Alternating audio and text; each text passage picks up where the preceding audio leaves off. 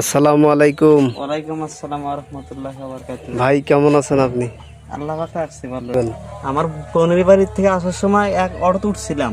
আচ্ছা অটোতে আসতে গেলাম, মনে করেন এই অটোটা একটা মোড়ের ভিতরে অজগবের রানিং হয়ে গেল, মানে ব্রেক ধরতেছি না।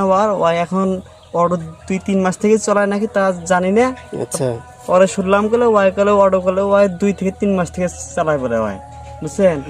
তারপরে এইভাবে অ্যাক্সিডেন্টটা হয়ে গেলাম। রংপুর গেছিলেন? হ্যাঁ, রংপুরে নিয়ে গেছিলাম। তার রংপুরে ফার্স্টে লাস্টের একটা দিছিল, 15 দিন ছিল। আচ্ছা তারপর আবার ডাক্তার যাইতে বলছিল, আবার গেছিলাম। আবার মনে করেন একটা প্লাস্টার দিল, এই প্লাস্টারটা থাকবে 1 মাস। 1 মাস? 1 মাস পর আবার যা লাগবে। তো ভাই আপনার তো চলা অনেক কষ্ট হয়ে যাবে।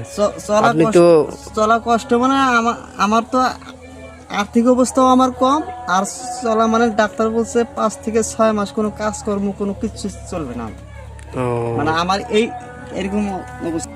তা আপনি তো কর্মজীবী লোক।